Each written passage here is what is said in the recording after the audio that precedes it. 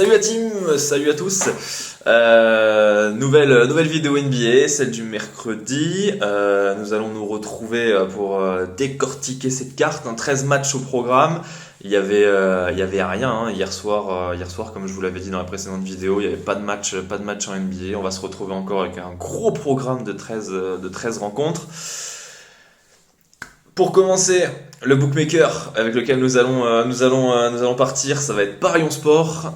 Parion Sport qui qui vous rembourse votre pari à hauteur de 100 € en free bet. Vous avez les liens en dessous et également notre partenariat avec Sorare pour 5 cartes achetées aux enchères. Vous en recevez une gratuitement, ce qui vaut le coup globalement. Donc nous avons 13 matchs au programme, des grosses cotes, une confiance pour ma part comme la semaine dernière, comme lundi dernier où je suis parti sur Washington. Je vais partir sur une cote à peu près dans ces eaux-là, même si j'aurais aimé la pousser un peu plus, vous verrez, de toute façon je vais en parler rapidement. C'est un match de la conférence Est, et j'aurai le temps d'en parler avec vous. Premier match de la soirée, Orlando contre Dallas d'ailleurs, à une horaire assez sympatoche. C'est du 23h30, ce qui est pas mal du tout. On va pouvoir se regarder ça tranquillement après les matchs européens au foot. Orlando-Dallas s'affiche déséquilibré sur le papier, dans les objectifs, dans la dynamique également. Du côté d'Orlando, ça perd un peu tout. On a une équipe qui a la ramasse totale de victoires et 9 défaites. Et du côté de Dallas, ça performe. C'est 5e de conférence Ouest. C'est du 4 victoires de rang pour les Mavs qui n'avaient pas super bien commencé, mais là ça revient très très fort. Et oui, Dallas devrait le faire tous les jours, d'autant plus que la cote est pas mal. Limite, j'ai hésité pour ce match sur une confiance, pourquoi pas mettre un petit écart que Dallas devrait largement, c'est à la portée de Dallas. Il n'y a pas d'absence importante mise à part celle de Chris Wood, mais du côté d'Orlando, faut voir, il y a 3 titulaires potentiels qui sont pas là, avec les Gary Harris, Markelle Fultz, Cole Anthony toujours sur le carreau, les Joe Isaac, et en plus de ça, pour ce soir, Paolo Banchero, le rookie numéro 1 de la dernière draft, qui tourne à 22 points de moyenne avec le Magic, est fortement incertain. Donc pour toutes ces raisons, une petite victoire de Dallas me paraît préférable. Deuxième match de la soirée, nous allons prendre la direction de la Caroline du Nord, où les Hornets reçoivent les Blazers, 2,60 pour Charlotte, 1,50 pour Portland. Charlotte avait bien commencé sa saison, maintenant ça ne ressemble plus à rien. Vous le savez, il y a plein de problèmes du côté de Charlotte, des problèmes extra-sportifs, des problèmes sportifs, un changement de coach, Bridges qui n'est plus dans la franchise pour des problèmes extra-conjugaux.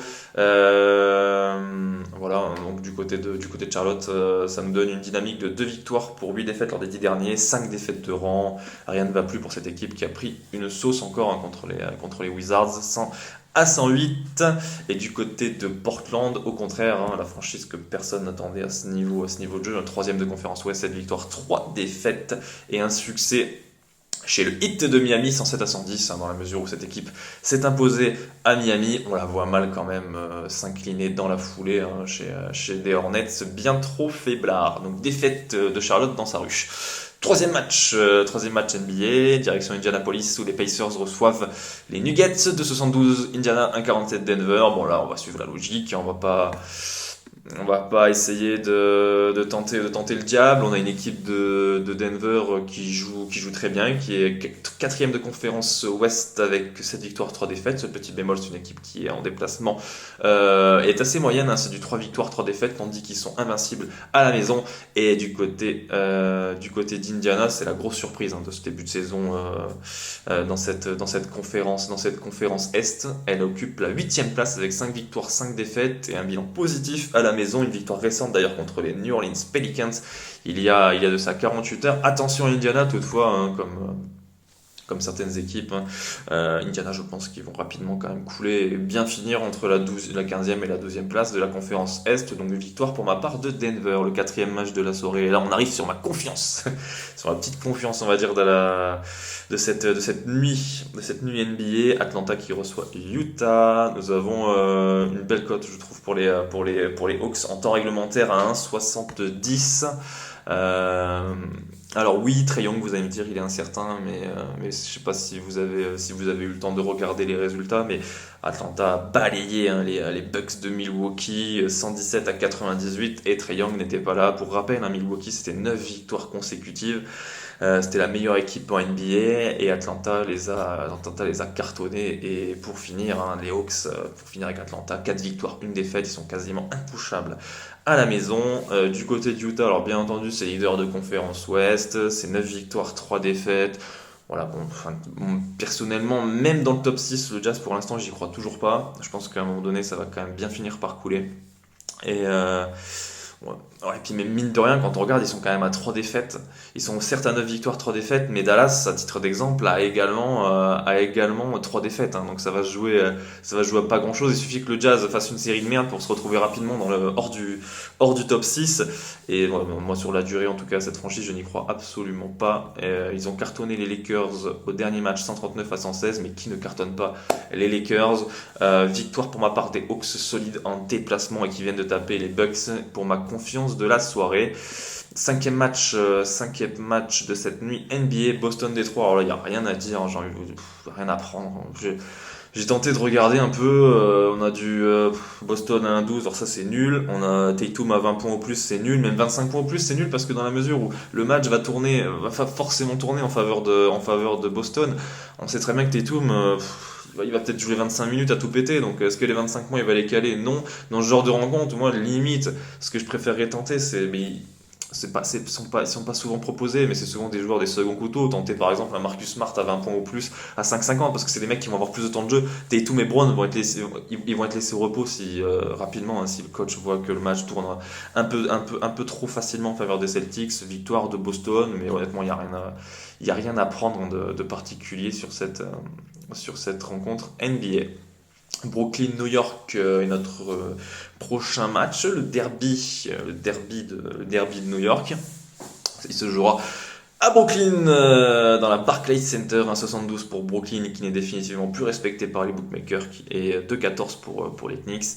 Brooklyn, hein, c'est logique, personne s'attendait à un début de saison aussi merdique. C'est du 4 victoires, 7 défaites, 11e de conférence Est. Une dynamique au plus bas, des intentions cata, des problèmes un peu partout hein, également. On attendait, on attendait un Ben Simmons en feu, en état de grâce en ce début de saison. On s'est dit avec le repos, avec toute cette période un peu compliquée pour lui, il avait envie de prouver à Brooklyn. En tout cas, dans la parole, il l'a bien tenté. Dans les faits, c'est un peu plus compliqué pour lui. On sent vraiment qu'il a perdu énormément de confiance. D'ailleurs, il sera peut-être sur le banc ce soir. Il sera présent, mais sur le banc. Et du côté de New York, au contraire, ça va un peu mieux. 5 victoires, 5 défaites. Et ils ont surtout tapé Minnesota lors du dernier match, 107-120, ce qui prouve un peu plus, j'ai envie de vous dire quand même. Voilà, enfin, clairement, il est préférable de partir sur New York, hein, qui reste sur une victoire contre Minnesota, que Brooklyn qui continue à faire un peu n'importe quoi. Et Brooklyn qui a performé, rappelons-le, en déplacement, en plus qu'à la maison. À la maison, ils ont quand même un certain stress, 2 victoires, 4 défaites. Ils perdent 2 tiers de leur rencontre pour le moment à la maison. Dans un derby, New York est capable de les manger, d'autant plus qu'il y a quand même de l'impact à l'intérieur du côté des Knicks de New York. Les 2 prochains matchs de la soirée, nous allons toujours rester à l'Est, et là cette fois-ci encore une fois. Bon, Toronto-Houston, là j'ai un peu plus quand même de choses à dire. Je pense que Toronto sans Pascal Siakam va un peu plus souffrir, et pourquoi pas tenter un Houston plus 10 sur cette rencontre qui me paraît vraiment pas mal. Houston plus 10 qui est coté à 1,70, Toronto toujours un peu en galère avec Siakam, il devrait faire le job, mais je pense que Houston est capable de les accrocher. Le suivant, dans l'United Center, Chicago qui reçoit New Orleans, 1,99 pour Chicago, 1,82 pour New Orleans. Chicago, je comprends pas forcément encore la cote, hein, la cote pour les Bulls, d'autant plus qu'il n'y a pas de blessures de dernière minute. Lavine, DeRozan sont bien présents, Vucevic également, on le sait, hein, Lonzo Ball est toujours blessé, Kobe White est out et Andre Drummond est incertain. Du côté des Pels, il y aura tout le monde, hein, sauf Larry Nance, attention, qui lui joue un rôle majeur dans la rotation, pourrait être absent, mais globalement, je vois Chicago quand même l'emporter, d'autant plus que New Orleans a montré des signes de faiblesse ces derniers temps. Elle est descendue à la 8e place de la conférence Ouest et vient de perdre ses deux premiers matchs, ces deux matchs en déplacement, hein, chez les Hawks et surtout chez les Pacers, hein, ça rassure pas quand même. Ça fait du 129-122 chez les Pacers. Pour toutes ces raisons, nous voyons une victoire des Bulls de Chicago à la maison.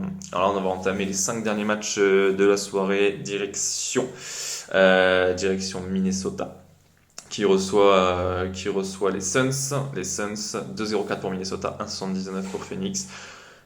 Minnesota devrait logiquement, enfin logiquement, oui et non, mais Minnesota, le problème c'est du côté de Phoenix, le problème c'est qu'en l'absence de Chris Paul, et vu la physionomie de la rencontre face à Philadelphie, qui était quand même assez inquiétante, hein, offensivement, surtout avec seulement 88 points pour les Suns, il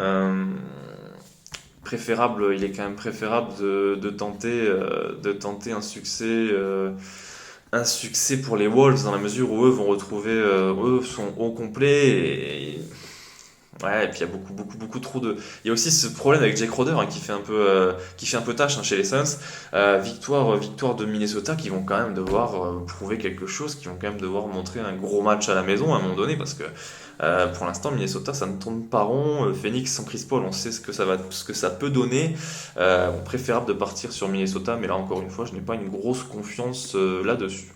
OKC Milwaukee, bon là, je pense que c'est un peu plus clair, hein, Milwaukee avec Antetokounmpo dans le 5.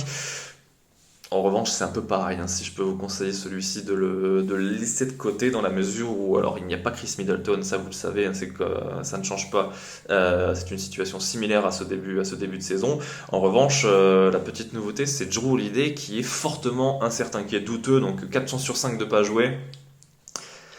Ils peuvent tomber dans le piège d'un Thunder qui répond présent à la maison, qui est certes 11e de conférence Ouest, mais qui est en positif dans sa Chesapeake Arena. Excusez pour mon anglais. Ouais, c'est du positif pour le Thunder à la maison, et c'est une équipe surprenante avec beaucoup de jeunes, ça joue. Attention à cette rencontre, hein, c'est surtout le roster, hein, de Milwaukee qui est quand même fortement impacté, hein, quand on voit aussi, hein, sur le banc, ils ont toujours AJ Green, enfin en blessé, ils ont toujours AJ Green, Joe Ingles, Pat Connaughton, beaucoup de blessés, beaucoup de blessures, hein, du côté de Milwaukee, et qui en plus ils viennent de perdre leur premier match. La dynamique n'est pas forcément top pour ce match, je préfère m'abstenir, mais dans l'absolu, on part quand même si je devais me donner mon avis, on part quand même sur Milwaukee. Nous restons dans la conférence Ouest, direction le Texas où les Spurs reçoivent les Grizzlies de 95 pour San Antonio, 40 pour Memphis. San Antonio, comme c'était un peu prévu, hein, ça va être pareil je pense pour le Jazz de Utah, ça commence à baisser en régime. Les Spurs ont perdu 4 de leurs 5 derniers matchs. Ils ont perdu, en plus ils ont quand même pris des rafales, hein. Ils ont pris 100-143 contre les Raptors à la maison. Ils viennent de perdre leurs 3 derniers matchs à la maison, également contre Denver 105-115, et entre les deux il y avait une défaite contre les Clippers 106-113. Logiquement, Memphis devrait le prendre, hein, celui-ci. Je pense que San Antonio se dirige tout droit vers les bas-fonds de la conférence Ouest. L'avant-dernier match de la soirée est peut-être le plus beau, les Clippers qui reçoivent les Lakers de Los Angeles. Bon, là honnêtement, moi je préfère quand même partir sur une victoire des Lakers qui ont quand même, ils ont l'effectif au complet, contrairement aux Clippers, hein, qui eux ne peuvent toujours pas compter sur Kawhi. On ne sait pas du tout dans quel état va revenir. Je pense que cette histoire avec Kawhi va leur foutre quand même un coup au moral, hein, dans la mesure où on sait pas s'il va revenir, on sait pas dans quel état il va revenir, et sans lui, je pense que vous serez d'accord avec moi, les Clippers n'ont aucune chance de remporter le titre. Et alors cette cote, elle s'explique, je pense, hein. Les deux ont joué Cleveland récemment. Les Lakers ont perdu de 13 ou 14 points. Les Clippers l'ont emporté. Ils ont été bien plus efficaces, hein, offensivement, les Clippers, que les Lakers. Après, moi je pense que la différence de cote elle est inexplicable, hein, tout de même si les Lakers ne montrent pas forcément grand chose, ils sont pas à leur place, hein, les Lakers, ils devraient quand même revenir un peu plus dans les hauteurs, hein. Bon, ça va jouer 8-10, peut-être 8-7 grand max, mais ils vont pas rester à la 14e place de la conférence Ouest, et en plus c'est un match important, c'est un derby, les Lakers peuvent le faire, et mine de rien ils ont montré du mieux, hein, sur les derniers matchs avec un Westbrook bien plus entreprenant. La dernière affiche de la soirée, nous allons prendre la direction de la capitale californienne où les Kings de Sacramento reçoivent les Cleveland Cavaliers. Alors là, voilà, pour moi, mes deux plus grosses cotes, elles arrivent en fin de carte. Là, je partirai sur un succès de Sacramento. Vous me l'avez dit aussi, j'ai eu la remarque lors de la dernière vidéo, comme quoi c'est suicidaire de parier contre les Cavaliers. Moi, je pense pas. Je pense que c'est une équipe qui est en sur-régime et qui ne devrait pas terminer à la deuxième place de la conférence Est. Elle joue bien, elle est en confiance, mais là je pense que ce revers chez les Clippers va faire du dégât, d'autant plus que les Clippers on commence à les connaître, c'est pas non plus l'effectif le plus, sans Kawhi, ça reste quand même plus ou moins moyen. Et là ils perdent un match important, mine de rien ils vont être bien épuisés. C'est le 4e match de suite pour les Cavaliers en déplacement, qui sont en road trip à l'Ouest, ça bouge beaucoup, ça va être fatigué. Et ça joue une équipe de Sacramento qui, elle, est en pleine confiance malgré cette 13e place dans la conférence Ouest. Honnêtement, j'ai même failli partir en confiance sur Sacramento pour vous mettre dans la confidence, mais après je me suis dit quand même, t'es un peu foufou. Mais ouais, parce que Sacramento, ça joue bien ces derniers temps, ça joue très bien. Ça fait 3 victoires lors des 5 derniers matchs. Ils sont à deux doigts de taper Miami en déplacement. Ils menaient dans le deuxième quart-temps, ils perdent 110-107. Et puis contre Golden State, je sais pas si vous l'avez vu, il y a de ça 48 heures, Sacramento menait de 9 points à l'entame du dernier quart-temps, et une avance qui a fondu comme neige au soleil face à Steph Curry qui leur a planté 47 points. Voilà, ils ont pas eu de bol, ils jouent très très bien en ce moment. Je pense qu'ils sont capables à la maison de taper les Cavaliers de Cleveland pour ce soir, et avec une très belle cote qui avoisine les 2,70. C'est fini pour ma part. Je vous souhaite une bonne soirée. Cédric va vous communiquer son petit combiné en fin de vidéo. Cédric qui a passé, félicitations à lui, son dernier combiné avec les performances à 20 points ou plus en combiné de Zion et Brandon Ingram. Je vous dis à vendredi. Je vous souhaite une excellente journée et ciao ciao les amis.